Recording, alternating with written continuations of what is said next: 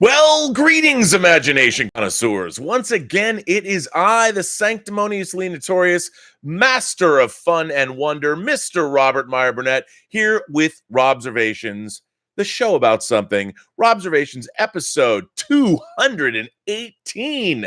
My God. Of course, Robservations is brought to you by Lucky Tiger Men's grooming products for those men who want to look good and feel great. And as you all know, if you go to their website at getluckytiger.com, and you punch in PGS for Post-Geek Singularity, you get 20% off your order. And that said, let me welcome you all of you imagination connoisseurs, all of you members of this, the Post-Geek Singularity community. And you know what? Just right off the top, Willow Yang sent me her review of Star Trek II, The Wrath of Khan. Come on, give it up. I'm very excited about this, ladies and gentlemen. She sent me a review of Wrath of Khan. Let me not give you no spoilers about her review, because, you know, I mean, now we're in an age where even a review can be spoiled, and I'm not going to do that. I'm gonna wait. Now, as many of you know, Walter Mosley appeared on MSNBC talking about the situation I went off on two shows about, and I pinned those to both Robservations chats. If you watch yesterday's and of course a couple days before, if you watch Saturday's, I did pin that MSNBC report as the top comment on the YouTube channel on the Burnettwork, so you can find what Mr. Mosley had to say about the situation. Not very surprisingly, he and I park our shuttlecrafts in the same shuttle bay, so that was good to hear. I felt really good about that, actually. But you know, this whole thing really got me. It's really interesting to watch the internet. Sometimes when I start scanning or surfing YouTube clips and looking at all the other YouTubers that either work in this space or, you know, sometimes they have nothing to do with movies or television. Like I do watch, whether it's Dave Rubin, who went on his self-imposed exile like he did before last summer. He came back after knowing nothing about the news, and he had Glenn Beck interviewing him, or watching Joe Rogan, or watching other YouTube channels. There's a lot of YouTube channels I really like drinking that I really like watching, including, I want to say he's a Scottish bloke. He's a drinker, and I forget the name of his channel. But I always like it. Somebody suggested I watch him. I always watch him. I've been watching him for a long time. He's also, and just like ideas of ice and fire, there's a lot of YouTubers that I really like. And of course, one of the main topics that has been at the forefront of a lot of these channels, and of course in fandom and genre fandom specifically for a long time, is this idea about diversity. And of course, it has permeated our culture for actually decades now. There's the idea of quotas and all of that, but diversity in genre entertainment. And I have to say, as many people know, I've been watching Carnival Row, which is a new Amazon series that was created by Renee Echevarria, who we know from Star Trek The Next Generation, and I believe the 4400, and also Travis Beacham, who wrote the screenplay almost 20 years ago, A Killing on Carnival Row, which is what the Carnival Row TV series was based on. It was based on his original feature-length script, and I thought the show, for the most part, was pretty great. I liked the 8 episodes. I was a huge fan of that script. Guillermo del Toro was going to direct it for a while, and they did a really good job, I think, of distilling what was basically a noir mystery, murder mystery in the screenplay, and they've expanded it to a TV series, and there's a lot of potential. I thought the series was actually a mixed bag, but all of it was interesting. As far as mixed bags go, really enjoyed the show. I thought there was some emphasis put on certain storylines that didn't need to be there, and I thought the central characters, the idea, they kind of got lost. Their relationship that really carried the beginnings of the episodes sort of got lost or muddled toward the end. But overall, I really liked the show, and I thought, first of all, it's one of the most beautiful, if not the most. I mean, between Dark Crystal and Carnival Row, the vision of fantasy worlds that we're getting. I mean, this is sort of a Victorian steampunk yet total fantasy world where fantasy creatures like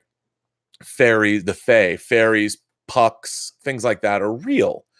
and they basically kept to themselves in their own lands until the wars from the world of men spilled over and caused them to become refugees. So what's happened is you basically have a sprawling metropolis that's pretty much, let's say, London, and there are all the Fae, all these refugees, or the refugees from these fairy lands.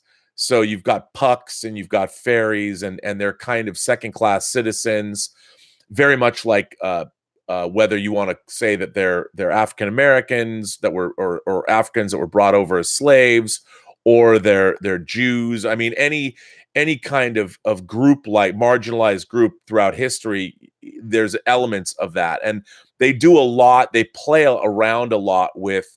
They had black actors playing pucks, and definitely the fact that they were black is part of the whole idea of the show. They've really done a really interesting job, and when it comes right down to it, the show is really all about diversity.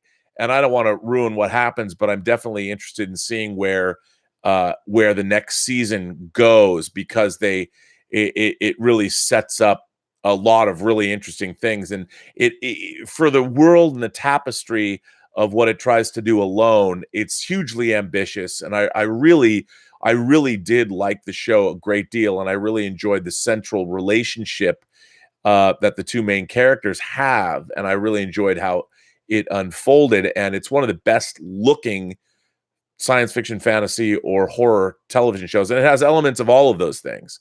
There's elements of science fiction, fantasy, and indeed horror in the show, and you're going to recognize a lot of the actors, and it was great. But really, underneath, it wasn't very thinly veiled. But the idea of diversity is a big part of what this show is. And I was just watching it, and it really struck me as it is dealing with diversity and the idea of racial diversity and marginalized voices and communities. I mean, you name it, whatever community you belong to, there's some element of that in or within a Carnival Row, and I really enjoyed it for that. And it really, to me, it really dealt with issues of diversity in an interesting way, and it really just got me thinking about how, as somebody who was growing up first watching Star Trek, I keep thinking about even the shows of Jerry Anderson, starting with UFO. I mean, I was watching Star Trek and UFO, and I dare say that if you watch UFO, there's a lot of diversity on that show. And they started shooting that in '69, the last year of the original production of the original series. And then also Space 1999 had a very diverse, multi-ethnic and international cast. So it really got me thinking. I was like, and then of course, reading the canonical works of science fiction, there's a lot where they're dealing with different kinds of people. And I realized as I get older, I sort of took it for granted. And I've always wondered about why this idea of forced diversity, or how in our science fiction today, a lot of people talk about how there's this social justice warrior agenda, or they're shoving diversity down our throats, and which is, I've never, for whatever reason, I've always thought that was wrong. I never believed in that, because the shows that I loved growing up were always fairly diverse. Even though, of course, there is you watch the first episode of UFO Identified, and when you meet Alec Freeman for the first time, he does a lot of leering, and there's a lot of let's say Me Too moments just in the way he walks across Arlington Straker Studios and goes down into Shadow Headquarters in the opening the second act, I guess, or the first act of, after the teaser, the first act of UFO. But I've always thought of myself as being somebody who was fairly open-minded to different kinds of people. And growing up, even as a young lad, I had many friends of different persuasions as a young person, and they were just friends of mine. So the idea that we live in this world where we have to have diversity, like diversity is being forced, is something that I've often, and also as somebody who's traveled, it's been strange. It depends really, I've always thought, where you're standing. And with the idea of Walter Mosley, and we were talking about what true diversity is, and that you can have there's a superficial idea of diversity, but really what diversity in all of its forms comes down to is really experience of life.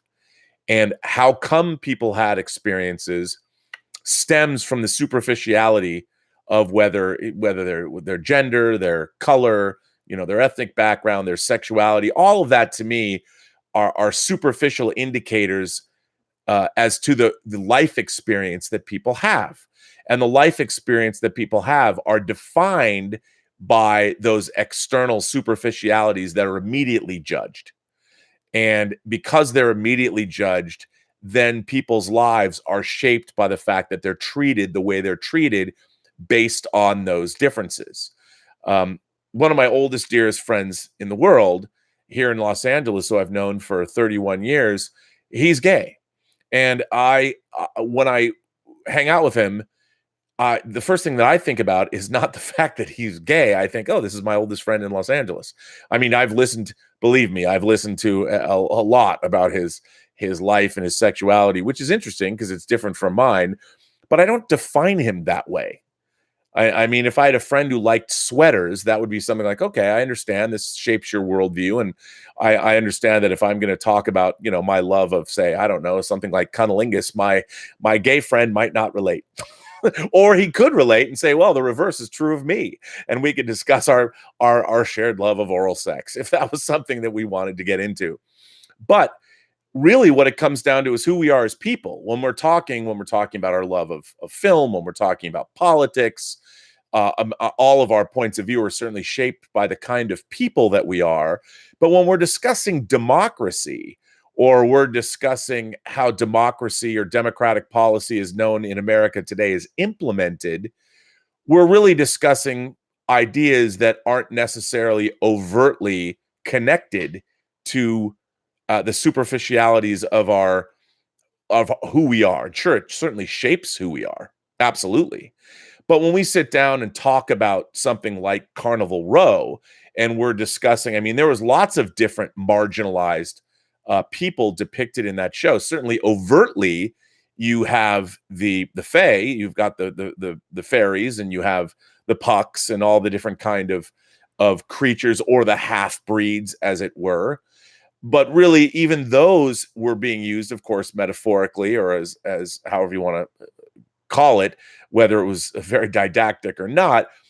All of these things stood in for the human problems, or the human difficulties that we've had dealing with one another. But it's easier to delve into these issues when you're watching fantasy characters. And it does what great science fiction, fantasy, and horror has always done.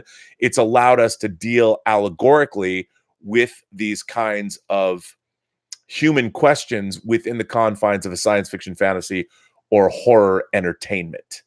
And that's one of the things that I've often loved about science fiction, fantasy, and horror, is that you're dealing with very human issues, but you're dealing with them wrapped up in that bow of science fiction, fantasy, and horror. I mean, I love that. I love the idea that all greats, Dune certainly is. I think about Dune coming out, and Dune is, my God, Dune is a very political story that it's probably more, it has more to do with today than it did when it was even written back in the mid-'60s. Well, I don't know how long Frank Herbert took to write the original Dune, probably a long time, but it seems very forward-thinking now, especially if you read Dune now. It's like, oh, well, he certainly knew what was up over 50 years ago. And one of the things about Carnival Row is I really do think it does a really good job of looking at those questions of diversity. I mean, in a way, it's kind of a throwback, because you're dealing with things like mixed marriages and mixed relationships, and how can you be? I can't really talk about specifics because I don't want to ruin it for anyone. And it's not a perfect show. I wouldn't say that it's the level of, say, The Dark Crystal is, but I still think it is a monumental achievement in television, certainly in genre television, and definitely worth watching. I've read a lot of reviews, and I've read a lot of people who have problems with it, but again, it's not perfect. And I think some of the storylines They spend too much time with a certain storyline and not enough with other storylines. But I think there's a lot of great acting in there. I think there's a beautiful effects work. I think there's a lot to enjoy. But it made me realize, especially with the situation with Walter Mosley and talking about what words can be used, and the fact that we were discussing, or I was discussing earlier, that what we really want as a culture and what we're getting is, I think, a superficial diversity, that getting marginalized voices into positions that they didn't normally have is a good thing. But what's really important is listening to those voices, is incorporating the different. Look, it's one thing to have a rainbow, but it's a whole different thing when you really start listening to how those colors are different from one another, and really starting to hear about how one person's experiences as a marginalized, as someone who's from a traditionally marginalized community or ethnicity, how their experience has shaped them. And let's hope that that experience is then brought forth into the stories that they're telling, especially in Star Trek. I mean, what would make great Star Trek is to have, all of Carnival Row, and somebody pointed out to me in the comments and in the letters people have written over the last couple of days, that Walter Mosley's experience, this actual story about what happened to him in the writing room of Star Trek Discovery, is in itself the basis for a great science fiction story. And I mean, it would be interesting if the Star Trek Discovery writing room took that as a lesson and turned it into what could be a great episode of a Star Trek show. I mean, we'll see if that comes about. And I think that that's what's most important about, in terms of what we really want, is true diversity, and that is respecting the experiences that people are having. And it's not just the color of your skin or your gender or how you identify, what your sexuality or your religious beliefs are. Those are the easy things to define. Those are the things that you can point at and go, see, look what we have, or look who we have working for us. But that's not enough. What's really important is that those people's voices and their experiences are heard and incorporated into whatever it is that they're doing. And how can those voices and how can those experiences be used to make whatever situation or whatever circumstance they're in, how can we learn and make those circumstances better? And as far as storytelling is concerned, I'm a big fan of the more ideas and the more experiences you hear from other people, the better off things can be, especially when you're trying to write. The more depth you can bring to a story, the more experiences somebody can bring to you, the better off everybody is. And it was really interesting, as I'm finishing up Carnival Row, or as Elizabeth, my girlfriend, would say, Fairytopia. She didn't know that she couldn't quite wrap her head around the name Carnival Row. And I know it because the script is called A Killing on Carnival Row. And so I've been hearing about or thinking about Carnival Row for a long time. And for her, she couldn't connect with that name, even though that's where, well, I won't explain it. You can figure out why it's called Carnival. The row is a place. But I just thought it was funny that she just started, like, instead of Utopia, she was calling it Fairytopia. And indeed, it might very possibly be Fairytopia. But we were both depressed, and we saved the last episode. We were depressed that we came to the end of Carnival Row. I'm glad it got renewed for a second season, because I think it is a very good show. And I think also The Dark Crystal deals with the same issues with the Skeksis and, of course, the Gelfling tribes in the show, and in a wonderful way. And and then something else happened last night too. There is a movie that came out that I talked a little bit about called Fast Color, that was directed by a white woman, but Fast Color is about multi-generations of Black women that also happen to be imbued with superpowers. And the movie itself, the woman who directed it, her husband was one of the producers of La La Land. And it's definitely an indie film. The overt joys of the Marvel Cinematic Universe are nowhere to be found in Fast Color. But if you like independent cinema and you want to watch a very indie version of a superhero story, Fast Color is great. Now, I own Fast Color on Blu-ray. I've actually shown it on this show. But somebody was tweeting last night on Twitter that how do they not know that there's a superhero movie about 3 generations of black women? And then the tweet thread had in it that the reason no one's seen it is because the white male patriarchy that works at whatever studio suppressed this movie, so it didn't come out to the audiences that should have seen it. And I tweeted back, kind of snarky, but also not. I said, I am a middle class or a middle-aged cis white male, and I own the movie. So, I don't think the problem was necessarily the the white male marketing executives. I mean, the film is not going to exactly, you'll see it, anybody that watches it. It's a very worthwhile, worthy movie. I really enjoyed it. The performances are great. It's beautifully made for what it is and the way it was done. And it really is, the Blu-ray is great because it's got making of, and you get some commentary from the director, and it really is, you find out what she was trying to do. And she actually came up with the idea when she herself was becoming a mother.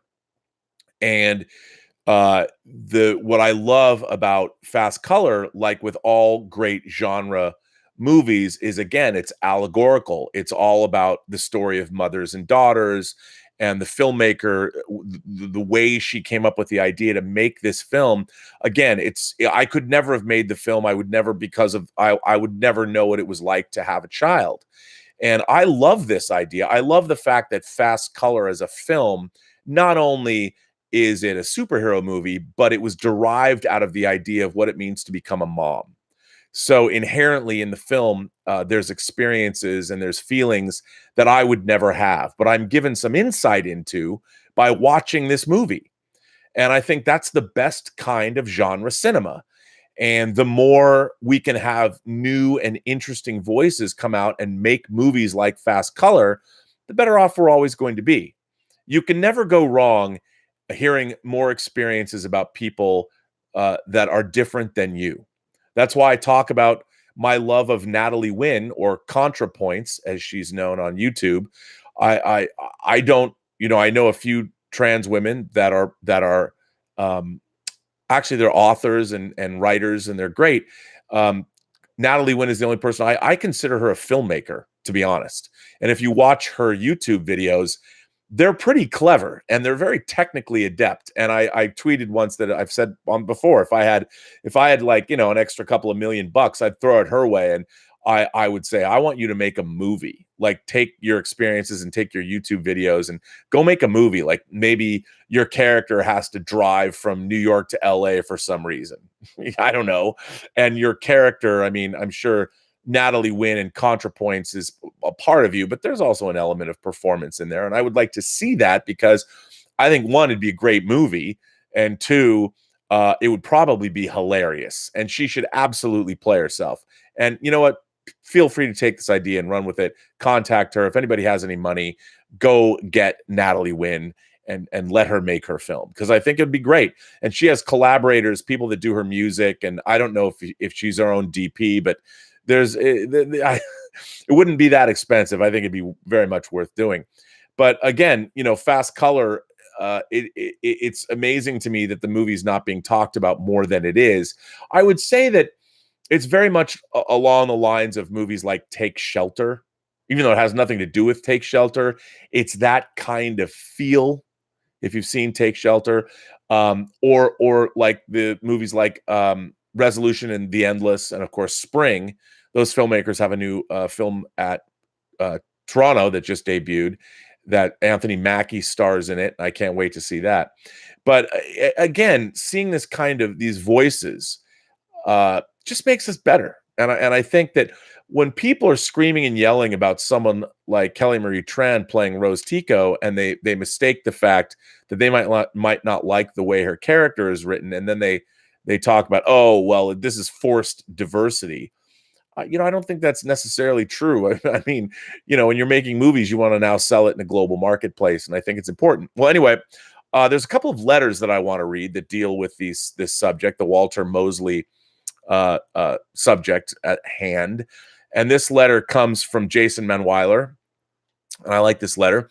Hey, Rob, been away for a short spell, but I'm back. And I wanted to write you a letter that may get me in some trouble here in the Post-Geek Singularity. But you know what?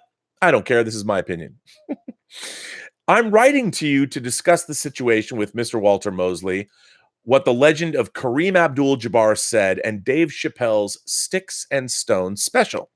Oh, yes, this will be controversial, but honestly, we need a little controversy because it feels so empty without me. Don't sue me, Eminem. Laugh out loud. Let me get right to the point. The situation that you've described involving Mr. Mosley is absolutely despicable. As you have said, this is not true diversity. This is diversity on a spreadsheet. From my perspective, corporate diversity in the modern age is taking a handful of different crayons out of the box, putting them together on the table, and calling it diversity. As you've said, this is not true diversity, and if the Star Trek Discovery writers' room was diverse, they would indeed listen to what Mr. Mosley was saying. I don't identify or define diversity as having my box of crayons for inclusion. I view it as various unique opinions and backgrounds coming together to share ideas. If you happen to be of a different race, creed, religious background, then that's fine, but I don't view diversity based upon the color of our skin. Maybe I'm wrong, but then again, maybe I'm not. The fact that Mr. Mosley was called by HR for retelling a story and using the N-word is absurd. How is it okay with CBS that he can use that word in a script, but if he uses it in the context of which it was phrased to him, then it's a problem? If that's the case, then we have a problem. You are 100% correct in your interpretation of what zero tolerance policy in corporate America is. It's built to cover their ass, 100%. I want to share a situation I dealt with where I had to deal with being called into HR in corporate America for something I said, and a fellow coworker didn't like it. A little background on me. I worked for the Walt Disney Company for over 8 years in different areas of the company. Around the 4th or 5th year that I was there, I was in the middle of my time doing movie reviews on YouTube, and I reviewed The Good Dinosaur. In my review, I said, "The Good Dinosaur is so bad that Disney owes me my money back. The backgrounds and environments in this film are stunning, but that's it." I was called the next day to come to HR and discuss my comments on my YouTube video. I explained to the HR rep and my manager that though I'm an employee of the company, my YouTube channel is my personal space and holds my own opinion. I will not withhold my opinion on my personal channel because it doesn't toe the company line. That did not go over well, as I was told that my review hurt and angered one of my coworkers because they have a son who loves The Good Dinosaur. Did I ever say anything to discourage children from liking the movie? The answer is no. The problem with zero tolerance in corporate America is that it is full of double standards. I was told if I made another review like that about one of their movies, I would be fired. Glad to know that Disney is afraid of a small YouTuber destroying their multi-million-dollar grossing films. The irony of this situation is that the same person who filed the complaint about me, I heard with another coworker while guests were around talking shit about Frozen. Frozen has been one of the biggest films to be released for Disney in terms of animated films in some time. They did that on a job in a public place. I shared my opinion on a movie on YouTube and was reprimanded for it. When I addressed the issue to my manager, I was told the situation was different and nothing would happen to my fellow coworkers. This is the biggest load of hypocrisy and BS I had ever seen working for a large company at that point in time. I'm fully aware that my situation is not similar in the slightest to what happened to Mr. Mosley, but I wanted to share what I feel is a situation of being called into HR for something that I said. If simple words like that hurt you, then you need to grow up. One of the biggest problems with our world today is that everyone hides behind their keyboard. I can't stand keyboard warriors. I've never had an issue saying things to people's faces.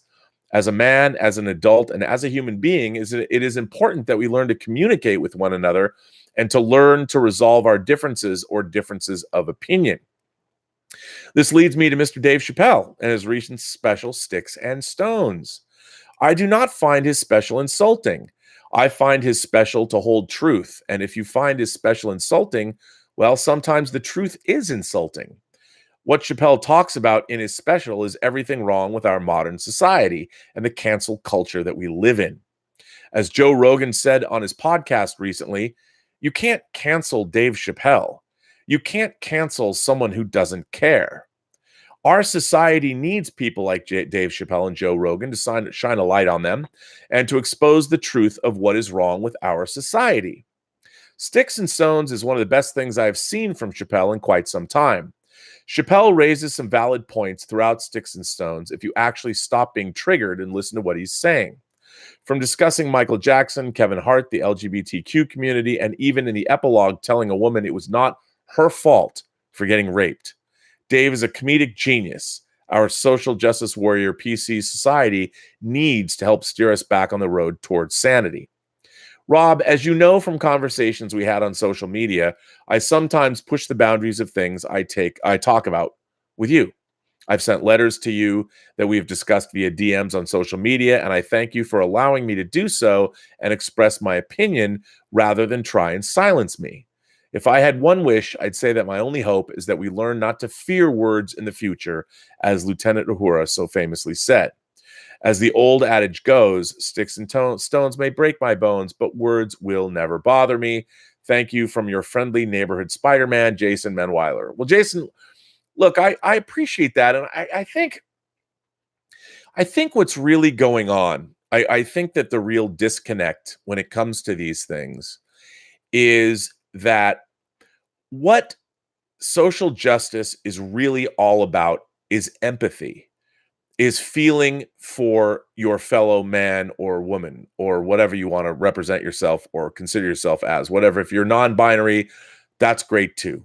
But I think at the end of the day, that's what we are sort of missing in our society is a lack of empathy. However, you can be an empathetic human being. I think Dave Chappelle is, in fact, a pretty empathetic human being.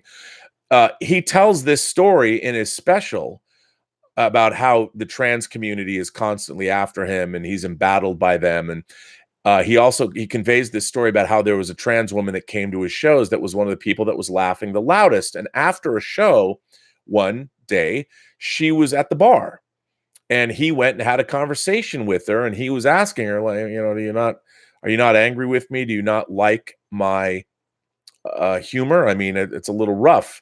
And she said, as a trans woman, at least the way Dave Chappelle conveyed it, she said that, look, you make fun of a lot of different people, and in making fun of my community, you normalize us. You're making fun of us along with a bunch of other people. So the fact that the trans community can be made fun of by Dave Chappelle normalizes the trans community in a certain way. And this was something that Dave Chappelle never considered. And I don't know if a lot of people will necessarily accept that. And the problem is we have a lot of marginalized voices out there that have been only made fun of, and their opinions and their lives and their opportunities have only been suppressed or treated with disdain for so long that when they do have a voice, and in this day and age, we have more people than ever. We have more diversity and more opportunity than we've ever had in our society. And yet, is it perfect? Certainly not. Should there be more done? Yes. But now what's happening is that it's almost like we've forgotten that the ability, we can always laugh at ourselves. I mean, I come from a Jewish background, and let me tell you, some of the blackest humor that I've ever heard, and when I say black, I mean dark humor, sardonic humor, gallows humor. I've heard Jews say some pretty dark yet very funny stuff. And I think, what did Alan Alda say in Woody Allen's movie Crimes and Misdemeanors? Comedy is tragedy plus time. I think that's something that we should really remember. I don't ever want to. There is a reality about all of our lives. Certainly genre fans, when William Shatner said, "Get a life," the reason that sketch is so well remembered within the fan community is because of the truth that was in it. Whether we wanted to believe it or not, we all knew. Anybody who's ever gone to a science fiction convention, anybody who's ever gone to Star Trek Las Vegas, there are certain very self-evident truths about Star Trek fans. And while certainly we've changed, have we? Have we really? I don't exactly, until the time that I see a Star Trek convention that is headed up by a DJ and everyone's rolling on some really great ecstasy and we're all listening to our favorite EDM. And don't get me wrong, that does go on at Star Trek conventions. But until that becomes the focus, Star Trek conventions are what they are. And I think we can all we all get it. We can all laugh at ourselves, and that's what being, I think, a fan is. Now, I got a lot of letters, and I've got Willow Yang's review of Star Trek 2, but thought this was an interesting super chat that came in from Jordy54, and he asks thoughts on Pinewood being leased by Disney. What is Pinewood? Pinewood is the venerable UK studio, Pinewood Studios, where they have the James Bond set. I believe the James Bond set was actually built, the James Bond stage, the 007 stage is what's called. It was built, I believe, when they were making Spy Who Loved Me. And that was the giant, they needed that giant soundstage to be built to build the interior of the Leparis, the giant cargo vessel that swallowed 3 nuclear submarines whole. Now, I didn't know what Jordy was asking about, but on Monday, it was reported 2 days ago that Disney is in historic deal to take over majority of Pinewood Studios, home of James Bond. It's also been the home of Star Wars, famously, and many other genre favorites over the years. Now, this article, I got it from The Metro, and it was written by Rebecca Lewis on Monday. I'm just going to read this to you. Disney will take over the majority of studios at Pinewood, potentially leading to an influx of new jobs and skills for British workers. The studio is the biggest in the world and is home to Marvel, Lucasfilm, Pixar, and 20th Century Fox. Disney will lease 20 stages, plus other facilities at the Buckinghamshire studio, which has been the longtime home of the James Bond films. 12 of the last 22 Marvel movies have filmed at Pinewood Studios globally, including Buckinghamshire and the state of Georgia. In May, however, Disney joined with others, including Netflix, in confirming they may drop all filming in Georgia should the state government enact a strict new abortion law. The studio has been looking for new space. They've been making great films with us for many years, and the fact they want to shoot so many more here is a testimony not only to the quality of the teams and the infrastructure at Pinewood, but also to the British film industry as a whole, said Pinewood Group Chairman Paul Golding of The Decision. The company has confirmed that existing studio bookings with other film companies would be honored. Most recently, Disney has shot Black Widow, the standalone Marvel film, at Pinewood. Star Wars: The Rise of Skywalker, Maleficent, Mistress of Evil, Mary Poppins Returns have also recently filmed there. The studio took almost more than 4 times any other film company at the global box office in the first 6 months of 2019. It is not yet known if the James Bond films will continue to film at Pinewood. The majority of the franchise films have shot there, and the studio has a dedicated 007 stage built in 1976 for The Spy Who Loved Me. Well, there you go. So I find that interesting, but not surprising. Pinewood is huge. Marvel, between their TV series, which are going to be huge. I mean, what's really going to be interesting about the Marvel films is, especially now that they know they're going to be in business for another at least half decade, if not another decade, is that it makes sense that they start thinking about their Marvel movies now as more of a television series. When you have a television series, like this is what Star Trek did, they were building sets that they could continually repurpose, redress, use for different things. This is a common practice in TV, but is not necessarily a common practice in movies. But now, when you have shows, I mean, they're making a Hawkeye show, they're making a Loki show, they're making a Miss Marvel show, a Moon Knight show, Falcon and Winter Soldier show, WandaVision. Those are just some of the shows they're making, in addition to the whole MCU films. All of these sets are going to be repurposed and reused and show up on various different movies. It makes sense. They're already doing this in Georgia. And I think, how can you, as a major motion picture company that's appealing to the world on the world stage, how can you make movies for half the world's population, which are female, if the state of Georgia has passed draconian laws limiting the ability of a woman to choose the right to do to her own body what she wants to do? I understand that, and I think they're absolutely in the right to do that, even though that I was adopted, and I know that I was moments away from non-existence because of an abortion. My biological mother, at the very last minute, and when I say very last minute, she was in the waiting room at the office to have me aborted. That's how close I came to non-existence. I'm 100% pro-choice. Now, when I say I'm 100% pro-choice, does that mean that I'm just going to drop this in there. I'm not going to go off on the abortion issue. Do I believe in third trimester abortions? No, I don't. But if you want to have an abortion, you have plenty of time to figure it out before a third trimester. You do. However, and our culture is not exactly, we believe in keeping we believe, so many of us believe in upholding the rights of the unborn. But until we practice those very same sentiments with people that are already here, I don't buy the pro-life arguments very much, because they're conditionally pro-life. And until they're about pro-life from birth to death, those arguments don't hold much water with me. But again, I don't think anyone is necessarily pro-abortion. I don't think they are. I really don't. I'm certainly not pro-abortion. I am, however, pro-choice. And I think there's a difference and there's a nuance there. And I don't really think anybody's pro-abortion, because why would they be? But being able to exercise the rights that you have as an individual over your own body, I think it's really important that we maintain that forever, and especially women. And I don't think men really have much to say about it, to be honest. Anyway, there's a lot of people here. A lot of people have jumped into these conversations. I'm sure my moderator's like, shut up, Rob, shut up. Talk about Star Trek, please. Anyway, let's see. Lee Cameron says, thanks for the super chat, sir.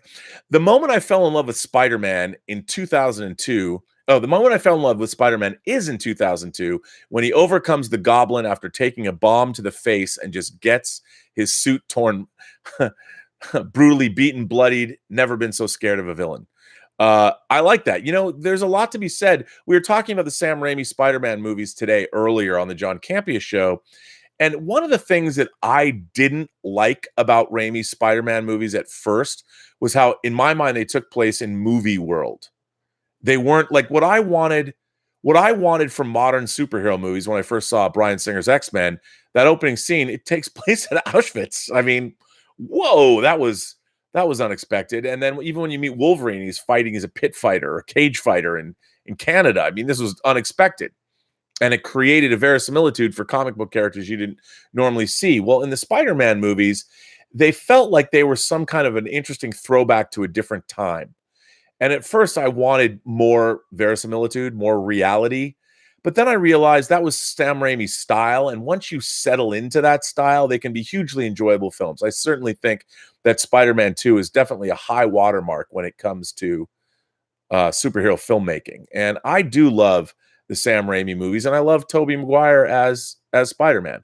And I while I don't so much, I love Willem Dafoe, but the tone of the Green Goblin in the first Spider-Man is a little over the top for me and a little wacky. I did like the scenes of Spider-Man, of Peter Parker discovering his powers. I loved that. Alan Sachs says, don't worry, Rob. Mosley will get to write a Star Trek episode. They will steal his ideas and not give him credit. Well, Alan, yeah, you're probably right about that.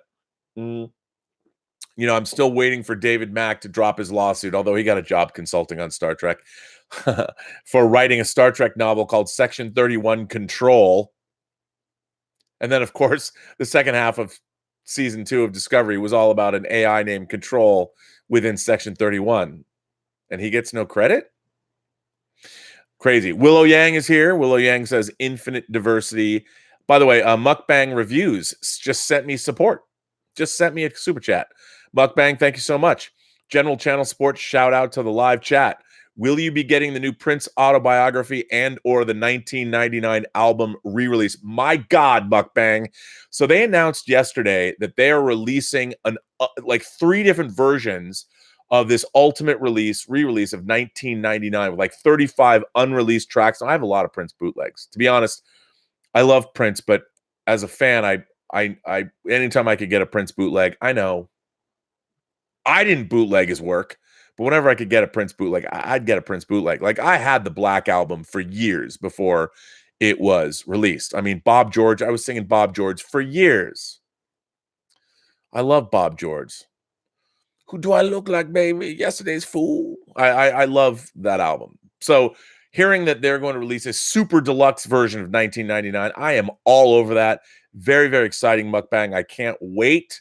I absolutely will be getting the new Prince autobiography. That'd be very interesting. But certainly the 1999, the super deluxe version, because why not? Absolutely. So Mukbang, thank you for supporting the channel. It's very nice of you.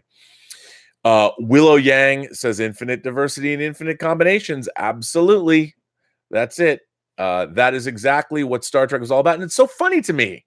You know, when we had Iddick in the episode, Is There in Truth No Beauty?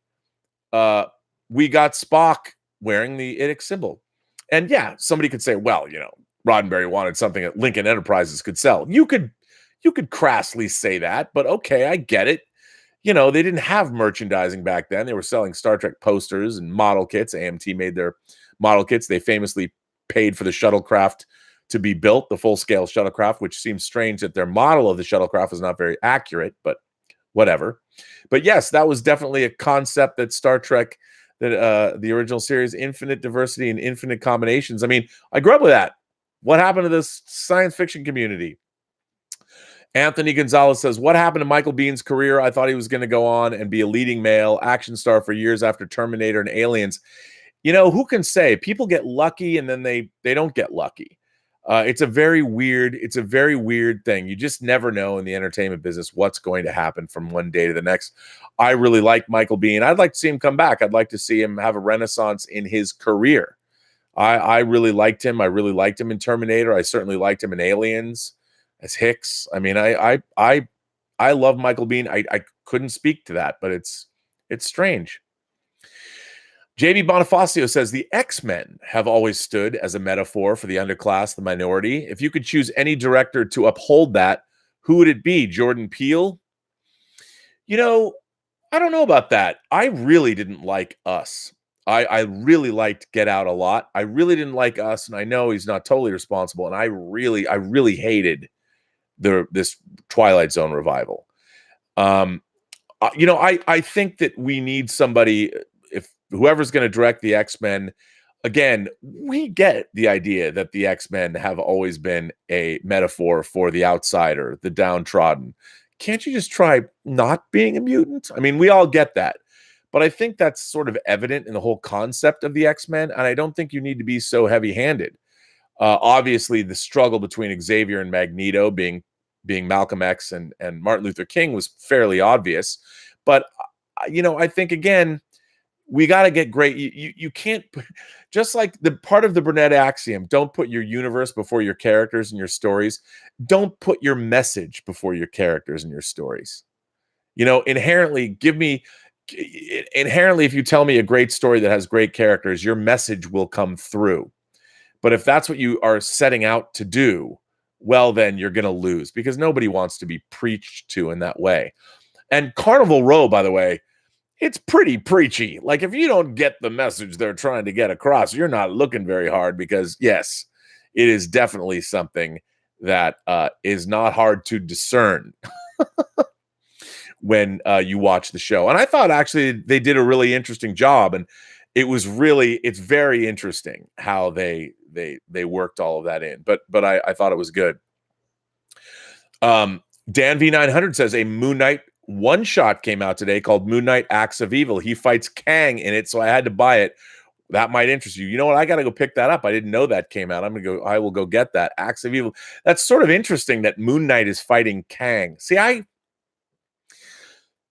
like Moon Knight best when he was a street level hero. That's why I like the original Mensch Sienkiewicz run of the character. while I enjoyed the latter Moon Knights where, he became crazy and was in his mad mindscape, that wasn't the character that I loved. But I'll read that. But Kang, that moves away from what I loved about the character. But I'll read that just to see how they're going to make Moon Knight deal with Kang. I can't imagine. Willow Yang says, do you think Walter White is alive? I'd be disappointed if it's revealed in El Camino that he survived. I liked how he went out in the finale. You know what, Willow? I think Walter White is dead, dead, dead. If Walter White comes back in anything other than a flashback in El Camino, I too will be disappointed, because I don't think after the story that was told, they would violate that. I think Vince Gilligan is smarter than that. I think nobody would like it if Walter White came back. I think that would be a really bad move on everybody's part. It wouldn't be a good look. I think it would sort of denigrate what was done, because the show was such a great show. Oh, such a great show. Stub McShave says, one advantage with genre media like Carnival Row is that you can zero in on a topic like racism and diversity without the emotional baggage of our world. Very astute, very smart comment.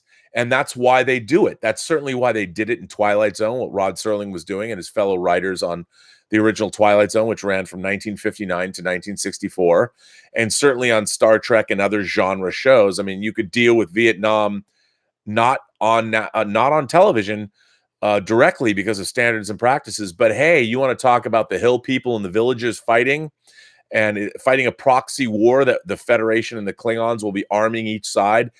Go ahead, do it as an episode called A Private Little War. Then we'll do that. You want to talk about racism? I mean, it's not exactly subtle, but let that be your last battlefield. There was a lot of ways that they got away with murder on television in the late 60s. And in the late 50s and early 60s as well, by couching it within or wrapping it within the paper of a science fiction fantasy show. So it's absolutely right. Anybody can watch a show like Carnival Row, and if they choose not to see it, they can be like, wow, look at them pucks and look at those fairies flying around. I mean, that's not fair. You know what? I'm doing like some weird Southern voice. That's not fair. See, even I just resorted to a stereotype that isn't fair. And I lived in South Carolina for a month. But you know what I mean. I didn't mean to offend any of my Southern viewers by that caricature. That was bad. But you're absolutely right. I mean, that's what you nailed it, without the emotional baggage of our world. And I think that's great, because the creators can say, look, man, that's not us, that's their world, which I think is good. Wade O'Neill says, regarding the Mosley situation, they should make a movie about HR. In my experience, it's by far the shittiest part about running a business. Well, yeah, I mean, it's what's I guess you have to have HR now, but the idea that people can't deal with their own problems. I mean, I understand there's harassment in the workplace. I mean, real harassment. Whether it's sexual harassment or whether it's just harassment in general, it exists. And that's why HR departments are great to have. But the Walter Mosley situation, I think HR didn't have any business stepping in other than trying to enforce corporate policy that, again, is a blanket zero tolerance policy that has no bearing on the real world. And it's very problematic. Kenneth Colton says, Rob, you are the best, man. Love everything you do, and I'm blessed to be a part of it. We do live in amazing times, my friends. Go Hawks. Well, Kenneth Colton, thank you, and thanks for supporting the channel. I appreciate you saying that. But look, even I know that for everybody that says I'm great, there's always someone out there who thinks I'm a monumental douchebag, and usually they have maybe a little bit of a reason to say so. But I'm always trying to endeavor to be better, a better person, a better artist, a better filmmaker, whatever. I'm always trying to be better, trying to do the show better, which is I'm getting a look at this. Wait, I don't know if you can see it. I didn't even look. I don't know if you can tell. Yeah, these boxes, lights, camera equipment, all kinds of stuff, man. I'm moving into the Imaginarium. You guys are just going to want me to like move my camera around just to look at everything shortly. I'm actually very, very excited about it. Going to be a lot of lights, a lot of color. What'll be really great is like I want to start doing things where when I'm surrounded by a lot more of my belongings, like a lot of my books, literally thousands of books, I'll be able to walk up and just pull things out, and I'll have like more camera shots, like wide shots. The production value will be much better, but I'll be able to like randomly talk about things like, hey, you know what? Have you guys read this? And I'll have it, and I can show it and flip through. I'm looking forward to being able to do that, which I haven't been able to do. By the way, I just realized that part of what I wanted to do was I'm going to just say it right now. I stole this thumbnail that you see, which I kind of liked. I found this. I literally Googled diversity in science fiction to find a thumbnail because I love doing that and just see what's going to come up. And an article written by Cameron Hurley from The Atlantic popped up. And the thumbnail I used for this chat was the thumbnail that popped up for an article. Here's the article, and I got to read some of it because I love this article. Hijacking the Hugo Awards won't stifle diversity in science fiction. And now, for those of you who don't know, I've talked about this before, but the Hugo Awards, there was an attempt by a group of, well, they call themselves the Sad Puppies, and a more militant group was called the Rabid Puppies, a group of basically butthurt dudes that didn't like the fact that there was a lot of diversity coming into writing in the science fiction realm and was specifically being recognized for Hugo Awards and, of course, Nebula Awards.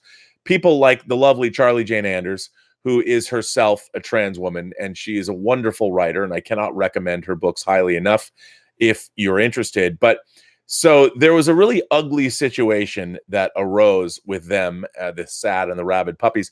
But so this article, I Googled this article and it just popped up. And I want to read some of this because this was April 9th, 2015. This article was written 4 years ago. And I'm like, wow, because I wanted to talk about discovery and the Walter Mosley situation and how everyone's always bitching and moaning and complaining within our space about social justice warriors and agendas and all. And I assure you it's all wacky, but I'm gonna read a little bit of this article just because I thought it was pertinent.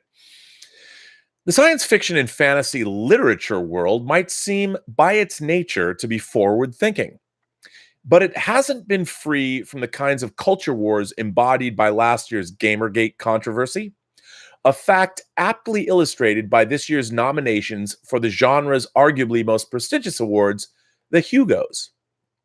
The tastes of the voting audience for the Hugos, comprised of the attendees of the World Science Fiction Convention, or Worldcon, seem to have grown more diverse in recent years, and their selections have reflected that. Last year's awards were swept by writers of color and women, myself included. By the way, that would once again be Cameron Hurley, who wrote this article. So it was a surprise when a majority of voters woke up to April 4th to a nomination slate almost exclusively overrun by novels, stories, and related fan efforts promoted by a small group of writers who claim the Hugos are turning into affirmative action awards catering to left-wing ideologies. Their efforts to influence the voting process are led by novelist Larry Correia and the internet personality Theodore Beale, who's best known for his desire to deny women the right to vote and his firm belief that Black people are savages. When I won 2 awards last year, it seemed like an impossible achievement for me because I knew the history of the Hugos. I knew they historically rewarded popular work set in the kinds of old colonial dudes rule everything universes that my work explicitly challenges. I never thought I'd be more than a fringe writer, but I also didn't believe science fiction was going to change or that I'd be part of making that happen. I figured it would continue to tell the same old stories about the same old futures until the last of its readers died out, and that I'd be shouting for a more humanitarian future at the margins with others like me. But like our wider culture, science fiction and fantasy fandom grew and shifted, and with it, our vision of the future changed too.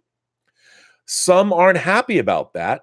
For the last 3 years, Correia has led a small but vocal anti-progressive campaign called Sad Puppies in an attempt to game the Hugos by mobilizing people to vote for its preferred choices.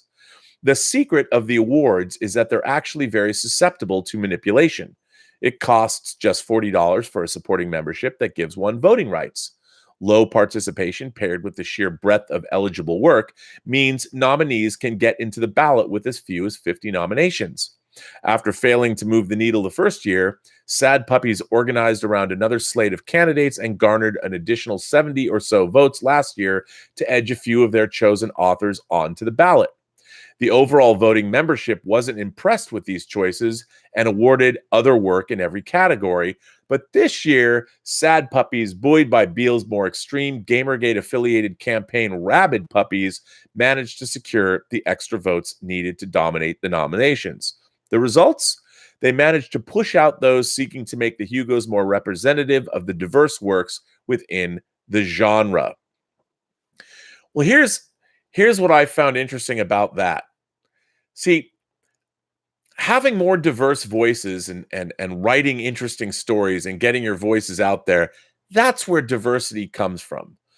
And these guys fighting against that rather than get with the program and sort of look at where the world is headed and do what science fiction does best, which is examine our world and extrapolate where it could go in our confused state of knowledge, as I've said before on this show.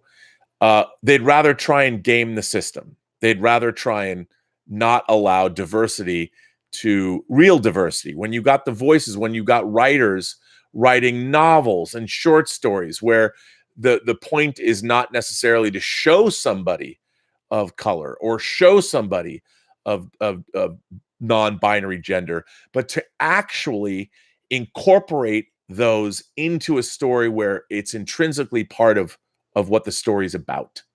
And instead of, maybe perhaps doing that in your own work, they tried to game the system and squelch those voices of diversity. But I thought that was interesting. I mean, there's other things in this article that are pertinent. The genre has since grown dramatically. And last year, work by women and people of color from a diverse range of publishers swept the Nebula Awards in addition to the Hugos. So why are so many fringe groups escalating their protests in gaming, in comics, and in the science fiction community? Why should it matter that there was a block vote led in large part by a group whose most vociferous leader wants to disenfranchise entire groups of people? The truth is that our war of words and narrative matter, especially those that tell us what sorts of possible futures we can build, and groups like Gamergate, Sad Puppies, and Rabid Puppies understand this. The author Ursula K. Le Guin said it best in her National Book Award.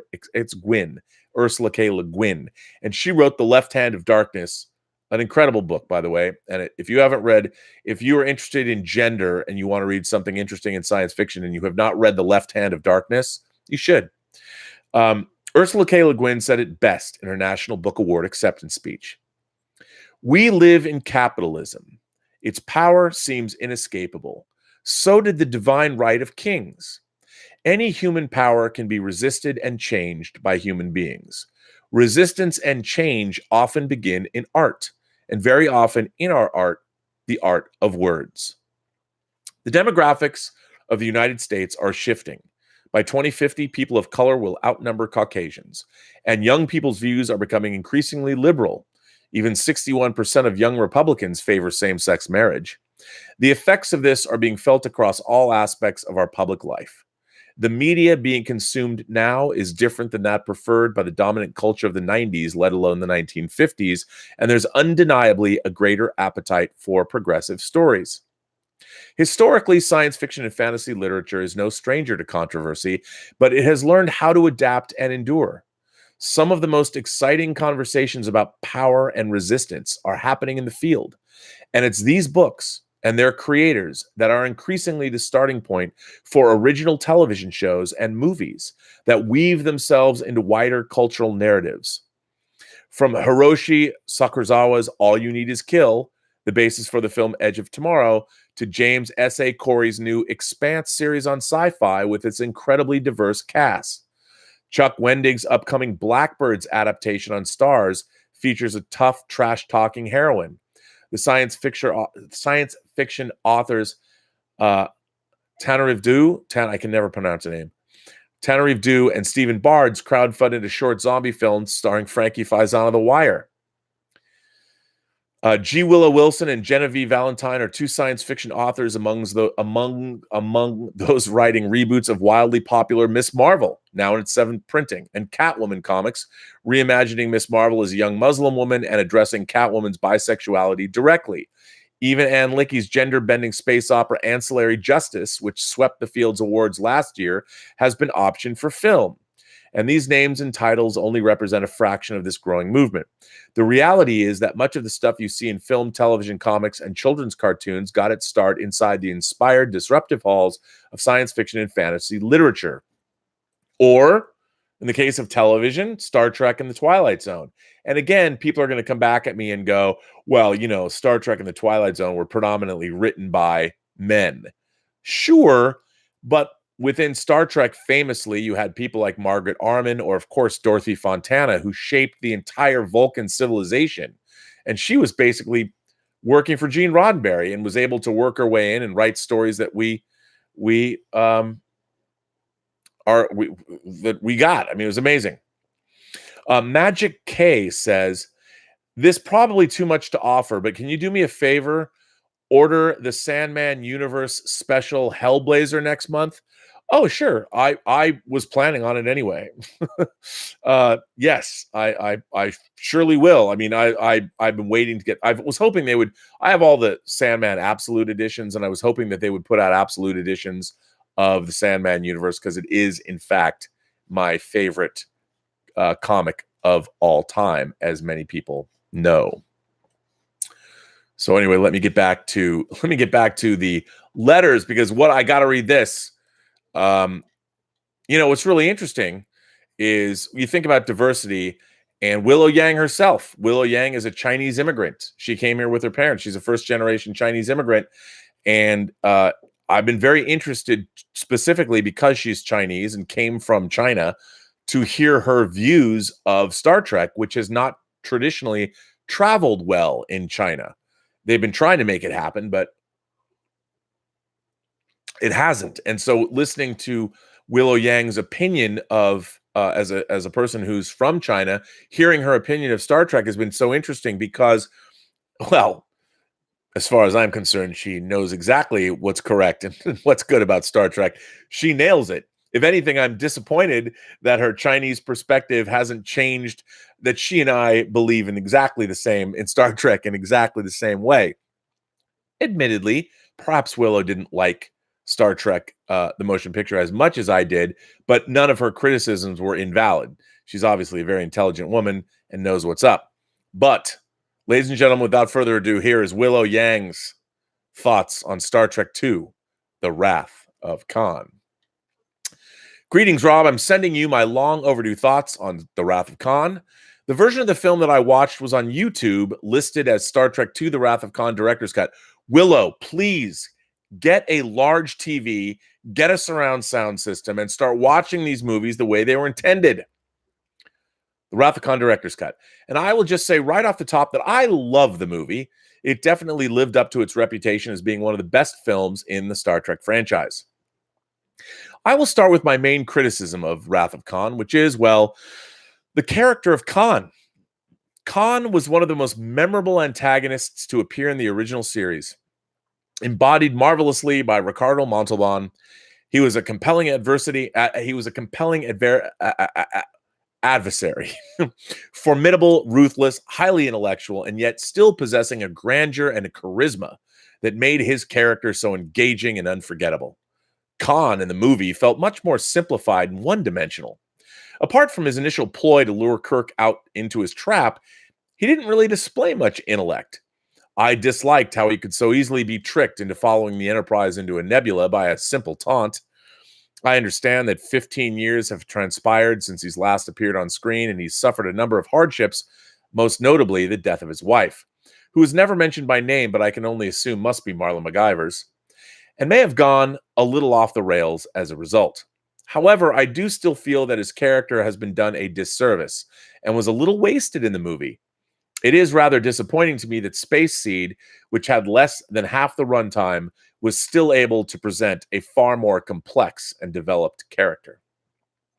Apart from the lackluster depiction of Khan, however, I genuinely found The Wrath of Khan to be a far more enjoyable movie over the motion picture.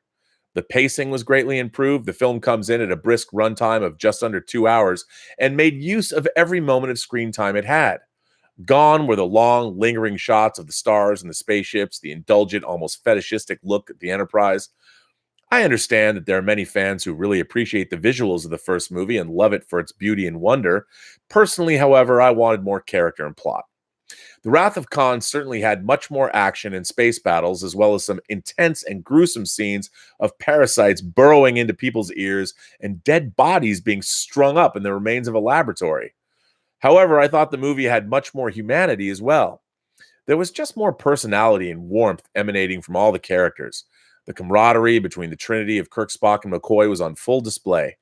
Once again, Kirk had to resume control of the Enterprise, this time not through some underhanded manipulations, but via a foreshadowing conversation with Spock in which the latter stated, "The needs of the many outweigh the needs of the few," or the one.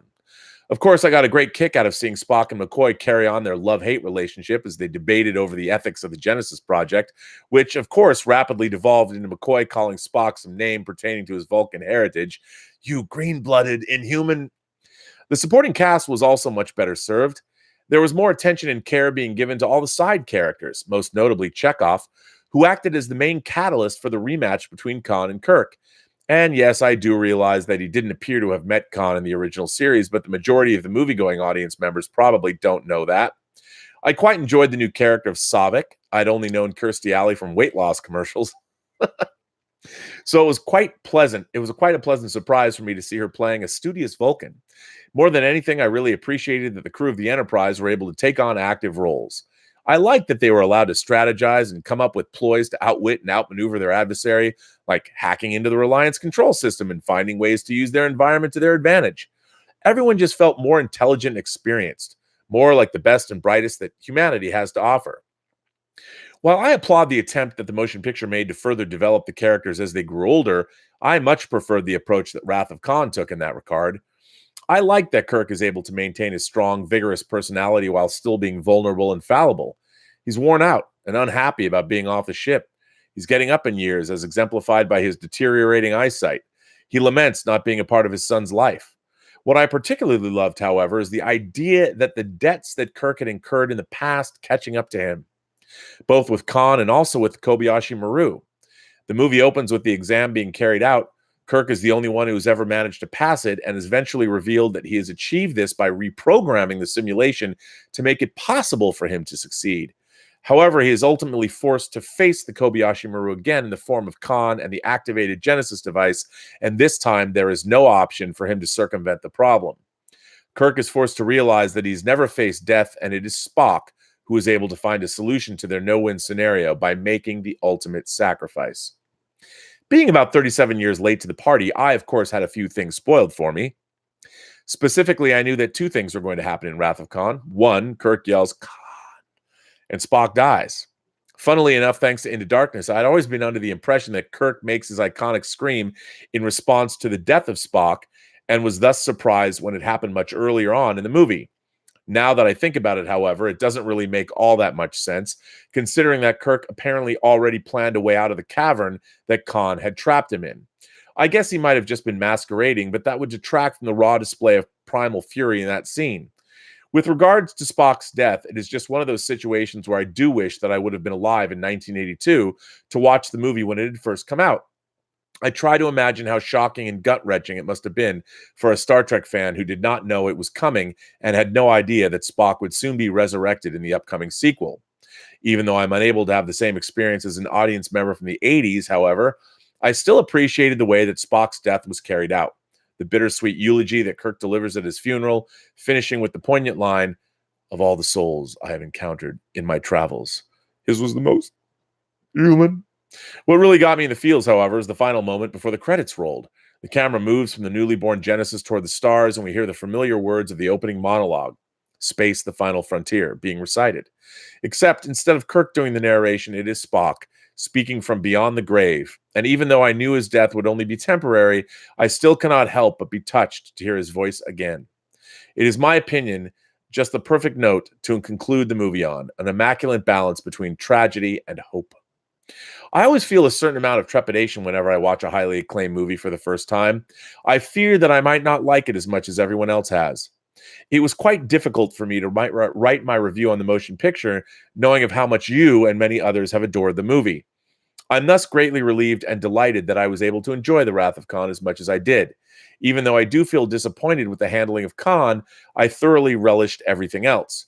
The movie is able to provide exciting action while still maintaining a compelling story and great character relationships, the latter of which is what I've always looked forward to in Star Trek. Live long and prosper, Willow. Her letters just get better every letter. I mean, first of all, what's really interesting to me about Willow, and I will say this about, I mean, here it's weird because she watches these shows, so I'm talking about a member of the audience. What I really love about Willow is not just that her views and my views are usually pretty much 100% the same, but I like the fact that she's able to find both the good and the bad in something. I think Willow Yang it would be impossible for Willow Yang to watch a movie and come back to me and say, you know what, Rob, that sucked. I mean, she might do it in jest, but I don't think she ever would really mean something like that because she's able to look at something and go, okay, I didn't like this as much as I wanted to, but she can see, she finds the good and the bad in things. And I think one of the things that she does in this letter that is absolutely spot on and something that's always bothered me from the first time I saw Wrath of Khan, and I saw Wrath of Khan 4 times in one day, as I've told people, on June 4th, 1982 at the John Dance Theater in Bellevue, Washington. It's no longer there. The SRO, the Sterling Recreation Organization John Dance Theater, named after John Dance himself. And there was a laserium show before every episode or before every showing. Is that I too was disappointed in the portrayal of Khan, because one of my favorite antagonists, and I never say villain when it comes to Star Trek characters, because there really weren't villains in Star Trek, not really until J.J. Abrams took over. There were antagonists, but there were not real villains. And I think the character of Khan, as portrayed in Space Seed, the first season episode Space Seed, is so nuanced and so interesting. And so, I mean, clearly a smart man. And he doesn't even like it.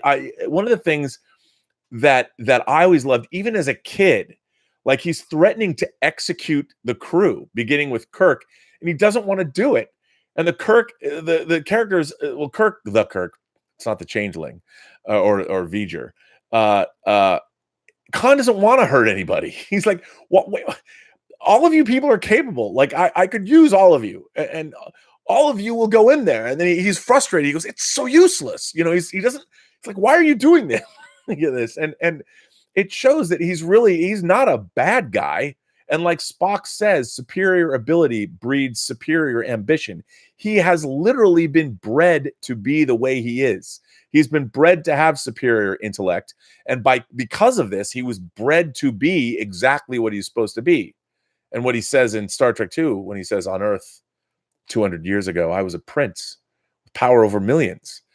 And even in Space Seed, there's this great scene where Kirk, Spock, McCoy, and Scotty are talking about how they've always, Scotty's like, I must admit, I've always admired this one, you know, and they talk about how there was no people weren't tortured, you know, under his administration or his rule. And Spock just doesn't get it. You know, he's like, wait a minute, this guy was a dictator. Everybody was ruled under one whip. You know, and it was such an adult, even as a kid, I knew. And by the way, what a great bottle episode. Yes, I mean, when I say bottle episode, standing sets, I mean, they did have to build a pretty impressive set. The interior, by the way, they'd never use it again, really. The interior of the Botany Bay, where they found Khan's followers, it's still a very impressive use of just a few sets. I mean, look no further than Space Seed to tell a great Star Trek story. And if you want to know how to keep your budget down, my God, you find a charismatic person like Ricardo Montalban to play that character. I mean, my God, amazing.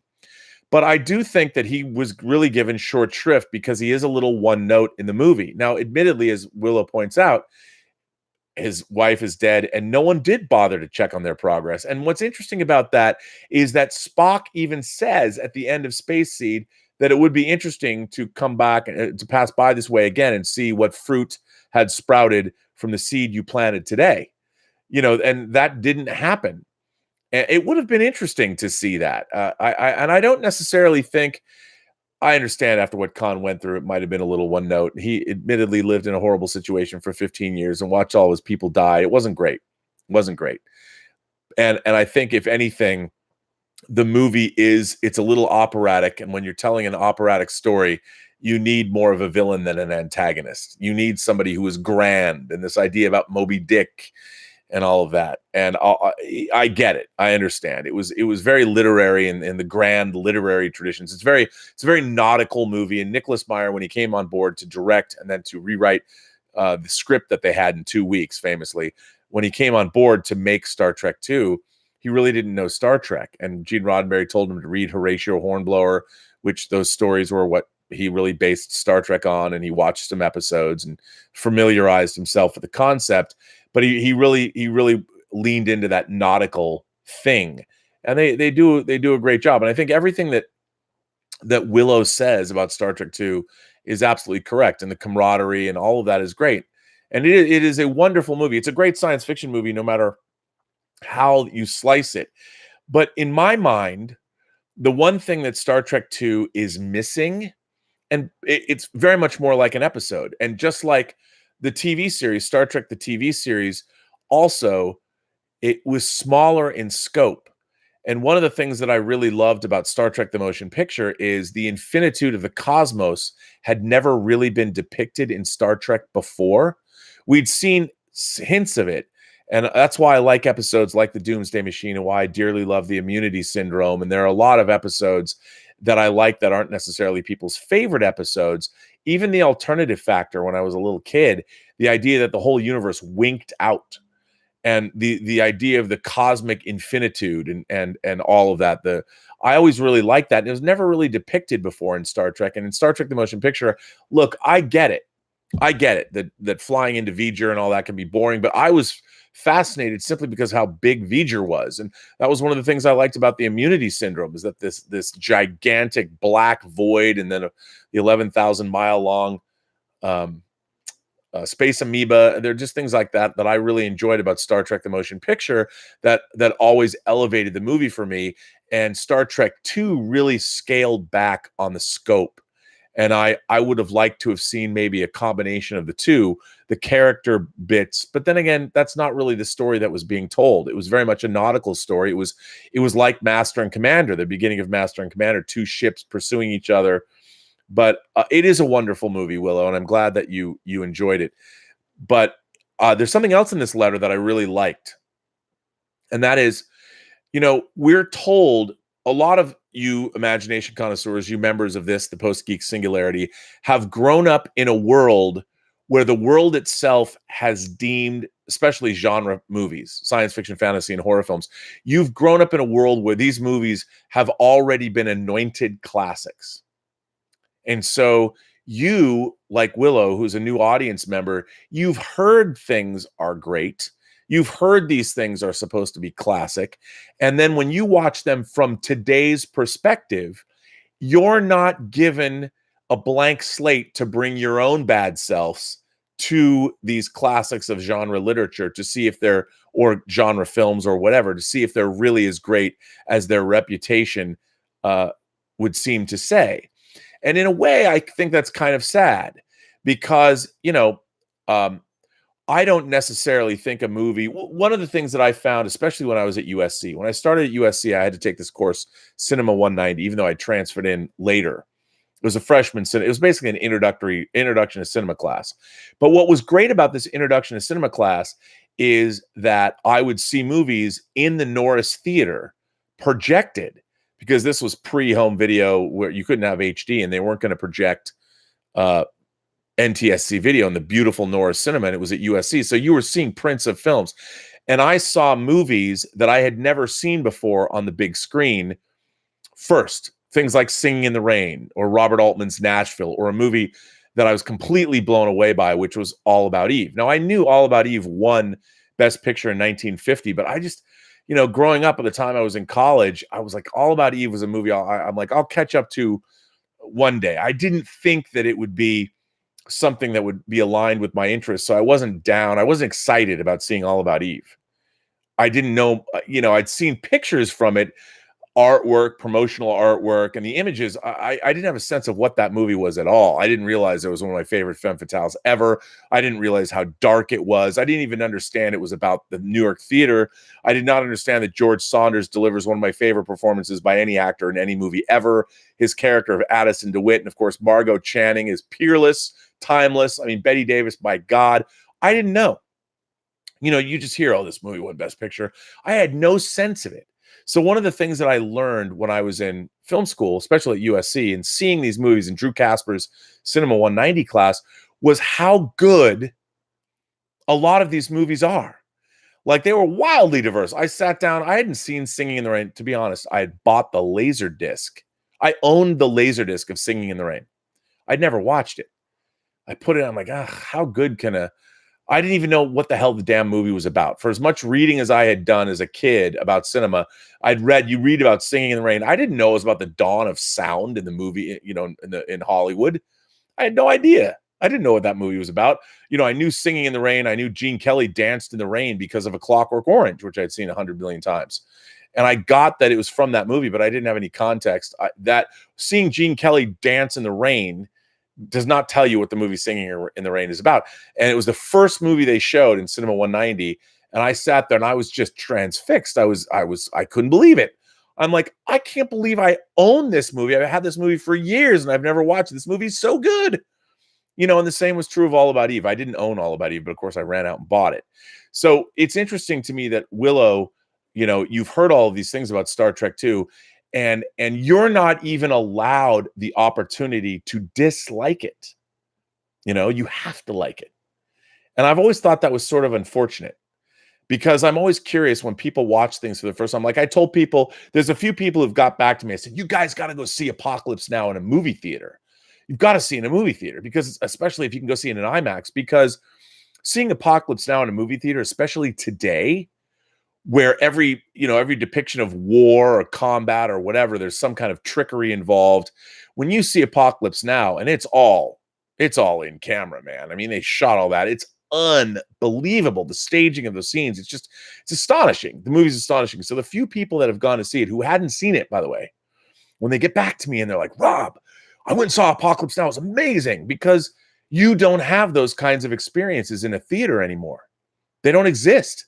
And to be able to go see Apocalypse Now, man, or to be able to go see Star Trek 2, although Willow, honey, dearest, light of my life, woman of my dreams, why you got to hurt me by watching these movies on YouTube? Do me a favor. At least tell me that if you're watching them on YouTube, get at least a different pair of, at least get some Sony studio headphones, or don't get Beats. Get Sony studio headphones and at least watch these movies with the sound pretty loud in headphones. If you have to watch them on a computer, and get a big screen. I mean, it makes me sad. You're watching, and these are Panavision movies. They're 2.35-1. They're widescreen movies. Makes me sad. Watch them. Anyway, love this letter. Thought this letter was great. So thanks for that review, Willow. Every time you send me one of these letters, I love hearing from you, and I love getting these letters because they're so great. And the fact that, we share the same thing. We share the same love. Stubble McShave says, the Hugo-winning alt history, The Calculating Stars, about a female pilot and mathematician trying to join the space program in the 1950s, is really good. Well, I don't know that story. I will go get that story. I love that. That's great. I'll totally read that, because why not? Why not? Let's see. We got so many letters. So this is a good one. This one comes from Script Doctor. Script Doctor wrote. Script Doctor says, "Hi, Robert. I've been lurking on your channel for some time, and this last week of Robservations and your appearances on Midnight's Edge have been some of the best content I've seen on YouTube for a while. That's very nice of you to say. Thank you. I particularly loved how you addressed the Walter Mosley op-ed. I was rendering my own video take on it as I heard you on Midnight's Edge. You don't need to mention my video if you read this letter on air. Why not? If the script doctor has a video, I think I'm going to go look at it. It was fantastic to see you and others on the side of ethics and standards regarding behavior and responsibility in the world of entertainment. When you are in a room that restricts speech, that is not a safe space. That is a thought prison. I know Mr. Mosley thinks that he was snitched on, but I would say that snitch is not the right word. Snitch, at least in terms I have known it to be used, is when one person exposes a perpetrator of a crime to an authority, betraying the trust of the other party. As Mr. Mosley committed no crime, and what he did was not prefaced with, "Don't tell anyone I said this, but," then snitch or snitching is not the right term. What happened to Mr. Mosley was far more in the line of bitching. They complained. They were either upset, uncomfortable with the word, or has someone in their life who would be upset or uncomfortable, and use this as a way to score points with that person for their own benefit. Going home and bragging about getting a racist at work in trouble. What strikes me most is how the irony of what this particular writer did by bitching to HR about Mr. Mosley is lost on the staff. They'll never realize that this situation is a great example to build a sci-fi story off of. But as we've seen over the last 2 seasons of Star Trek Discovery, science fiction is not really a priority of that show. To lighten things up, I want to inquire about what you said on today's Robservations. In today's episode 217, you spoke wonderfully about the Star Wars movies by Disney and how stories such as Rogue One and Solo not having the opening crawl was a mistake. As a fan, I would agree greatly with you. The opening crawl to a Star Wars movie is part of its charm and brand. But part of me asks if that is always necessary for a Star Wars movie that may not be part of a film serial, but a standalone story. I grew up watching the old Buck Rogers, Flash Gordon, and Batman serials from the 30s and 40s, and I distinctly recall that the first episode of those serials did not feature an opening crawl.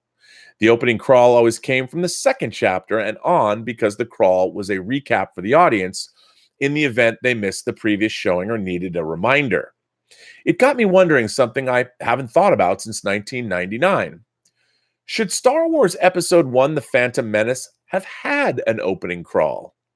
I mean, I know it does, and we cannot change that, but I'm asking, in retrospect. Part of me thinks it should, as I stated above. It's part of the charm of the brand. But if Star Wars is an homage to the old film serials of the day, would it not be more fitting to continue that homage by not having that opening crawl for Episode 1? I do recall seeing the movie on opening day and hearing many snickers and whispers of questions when the word blockade, trade federation, and taxation appeared on the screen. Did that opening crawl really help the Phantom Menace? I would argue no, because all that information in the crawl was repeated in the first act of the movie, thus rendering the crawl irrelevant. Of course, others could argue that the opening crawl in the first Star Wars film also repeats the information, but I would counter that argument by reminding such a person that we are getting more information beyond what the crawl established. We get the inclusion of R2-D2 having the plans, taking up Leia's mission, we get Luke's involvement, and most importantly, we see the Death Star destroy a planet. What sort of things regarding trade and taxation do we see in the Phantom Menace? Now, I suspect you may say, we can't not have an opening crawl. We need to hear that music, that transition, that camera pan. To which I would say, we still have that. Just replace the opening crawl with an opening credits sequence. Large title cards packed with the actors and their character names, just like they did with Flash Gordon's Space Soldiers Conquer the Universe from 1940. When I get assignment work on science fiction scripts, the most common note I get from producers is to add an opening crawl. When I discuss that with them about the style, the points they want highlighted, etc., the conversation goes to drawing the audience in faster and then being up to references. Then they bring up references to Star Wars and the franchise potential. I tell them that I'll write an opening crawl after all. That's part of what they're paying me to do. But I also add that if I can solve the other problems and make that first act sing, do they really think an opening crawl will be needed? Do they want to spend more money on post translating that crawl to other languages? Currently, I've never had an exec or a producer get upset with the question, and more often than not, the response I get when I turn in my polish is, we'll keep the crawl aside as a backup. While there's no remaking of the prequel trilogy, at least hopefully there won't be, do you think that if another Star Wars series of films should be a slave to the opening crawl in that first chapter, would it not be better for the audience and also a showcase of talent of the filmmakers to pull off an engaging news story without the need to set it up first? After all, the first act of a film is a setup of the story, and the first film in a series is part of a setup as well as a contained adventure.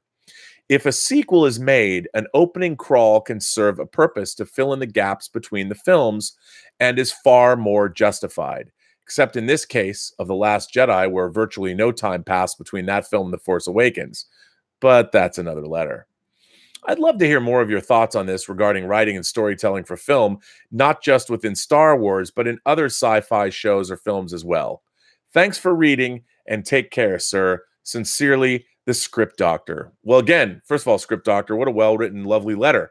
You know, I like what you said about somebody not snitching because nobody was told not to do it, but the idea that they were bitching instead of snitching. I think you're probably right about that.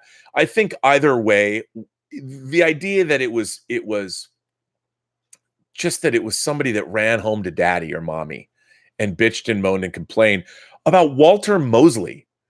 I mean, that would be like if I was in a room with Francis Ford Coppola, you know, and he was relating a story to me about some studio executive, and that studio executive said these horrible things about an actor I was working with, you know, and I would say, I've worked with that actor. I'm offended that somebody said that. And I would bitch and moan and complain.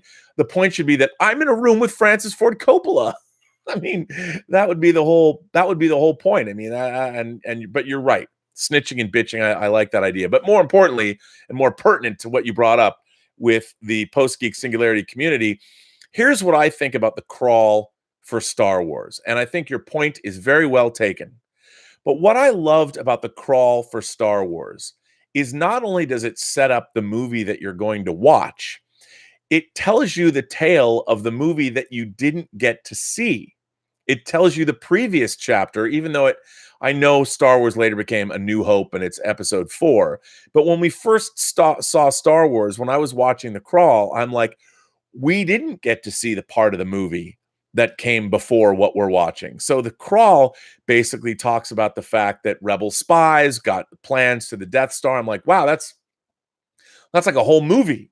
You know, the arm, where is the Death Star? You know, all of these things. And remember, you don't see this stuff until later. It gives you background, but I do think the crawl drops you into the universe. And I think what's really interesting is that the crawl for Star Wars and Empire Strikes Back fill in the blanks, and they kind of tell you what you haven't seen. And then it sets up the stage, and then you're dropped right into it. So it covers like events, like stuff went down, you know, that you realize that time passed and there were other adventures to be had that we just didn't get to see. So I think that idea, and then of course the information that it's given you is then reinforced by what you see on screen. And one of the things about the Phantom Menace crawl is it's terrible because the taxation of star systems is in dispute. None of that has anything to do with the story that you're seeing at all. So I thought that the Phantom Menace, I mean, the real problem with that movie, I've said they're terrible movies, but they're good Star Wars, is that the writing is bad. And the writing in those movies is bad. And I could rehash. Everyone knows what the prequels are. So it's like, I don't want to make fun of this disabled child. That's what the prequels are, really. And watch, someone's going to get mad at me for saying that. I did say disabled, so I just want to point that out. But the writing of the prequels is just not good. And that's because George Lucas always believed that he was making movies for children. And what happened was his collaborators never felt that way. So George Lucas brought his world building and his sensibilities to the film, but it was his collaborators, because he thought the movie wasn't going to work. It was all those collaborators, including his wife, that shaped and crafted the first Star Wars into what it was. And when he hired Irvin Kershner, who had used to be a professor at USC that he had worked with and known, Irvin Kershner ran with that. And George Lucas hated what Irvin Kershner was doing. If you read Rinsler's book on the making of The Empire Strikes Back, it's fascinating to see how George Lucas did not, and to this day does not, like The Empire Strikes Back. But to my mind, the great thing about Star Wars, The Crawl, is that it sort of tells you the story of what you haven't seen yet, or what you're never going to see. It's a movie that you, and it's funny because that Rogue One built on that whole thing. They're like, oh, let's go make a movie about what we learned in The Crawl of the original Star Wars. And there's a whole movie there. And indeed there was. Now, did we need to see that movie? I would argue that Rogue One is 50% of the movie that we should have seen. I don't even think the end of Rogue One really meets up with the beginning of Star Wars at all, to tell you the truth. The story that is told in Rogue One seems like they wanted Star Wars to begin right when Rogue One kind of ended, but that didn't really work for me. I think it didn't work for a lot of people, but I think that the Star Wars universe, and I understand what you're saying about the episode 1 of any serial. By the way, that's really interesting. I never even considered that. But the idea I just like the idea that we'd never been in this universe before. We never knew anything about this universe, like with Flash Gordon. And there is absolutely something to be said. But even though the world building in Star Wars is amazing, because the first movie, all you're doing is being told things about the universe, no matter what it is. You know, you're looking, you see the inside of a sandcrawler, then you see how the Jawas are selling. You're learning so much about commerce, and you're learning so much about the universe. They're not telling you this. You infer it from what you're watching. And it's so brilliantly done that The Crawl, to me, in Star Wars is just another way to add on a bunch more nuance and give you more information, as long as all of the information that's in the opening crawl of Star Wars, which when you look at it is really well done, is then paid off. You're like, oh, that's the princess they talk about. Oh, those must be the stolen plans. I mean, you know from The Crawl, it all worked together as a piece. And I think the Star Wars universe, that the universe requires, I think a crawl should be part of the Star Wars universe. I really do. I think the word Star Wars should show up. You get that beat. You understand you're in the Star Wars universe. You hear the Star Wars universe fanfare. And then you get some kind of a crawl. And a crawl should be well written, and it should be used to provide backstory. And it should set up things that you can then go, not everything, because you don't know who were the rebel spies. I don't know. I guess Princess Leia was part of them. She's racing home, custodian of the stolen plans. I'm like, how do you know how Princess Leia actually was she running in a relay and one of the spies passed it? I mean, they should never, ultimately, as much as I enjoy Rogue One, and it was a pretty good idea, they're like, as something, it's to sell an idea for an original Star Wars movie. Well, let's tell the story of the spies. That's irresistible. I'm like, okay, I know why that got greenlit. But I would rather have seen a different story, because how that happened really didn't matter. And as we know in Rogue One, everybody died anyway. So what did it matter? But I just think that Star Wars, the way it snaps, because you know what? It's that anticipation when the Lucasfilm logo comes down, it dissolves to black, and you're waiting, like, how much time is going to, and there's just so much in it that just brings you into the world. And I think The Crawl is all part of it. And, I could be wrong. I think you actually, you made a really good point. Those are a lot of good points that you make, and a great letter, But I just like, if you've got something cool like that, why not use that? Why not use it? Because I think it could be cool. Well, anyway, I think this will bring an end to Robservations episode number 218. I want to thank you, Imagination Connoisseurs, for being here. I want to thank you, members of this Post-Geek Singularity. I also want to thank my great moderators, the Honorable Mayor Mike Bodden from Riverdale, Iowa, the Sheriff of Nottingham. I know he's not really the Sheriff of Nottingham, but I'm going to say he is, Terry from the UK. Detective Jim. I know he's a retired detective, but the fact that he was a detective, I've got the utmost admiration for that. And as you all know, secretly, if I didn't work in film, I would have wanted to have been a police detective. I would have gone on. I would have liked to have gone undercover. You know, I would have liked to have been Sonny Burnett. I'm sure it wouldn't have been. I don't know if I could wear peach the way Don Johnson wore peach, but I you know, back in the day, I could have looked like that. I could have had that kind of, well, maybe not the stubble. I could have worn peach. I definitely could have had that hair. Could have had that hair. But anyway, and I also want to thank Mr. Greg Smith, my old friend Greg Smith, who can build homes with his bare hands, who also delightfully sent me a little bag of cinnamon saltwater taffy. I mean, come on. What's not to love in a moderator like that?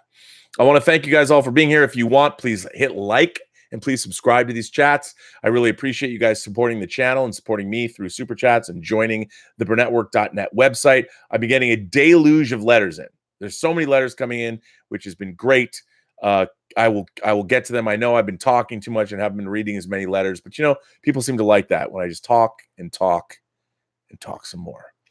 Anyway, with that, I will say this. Remember, everybody you meet has a story to tell you have yet to hear, and all you have to do is listen. And with that, I say, have a better day.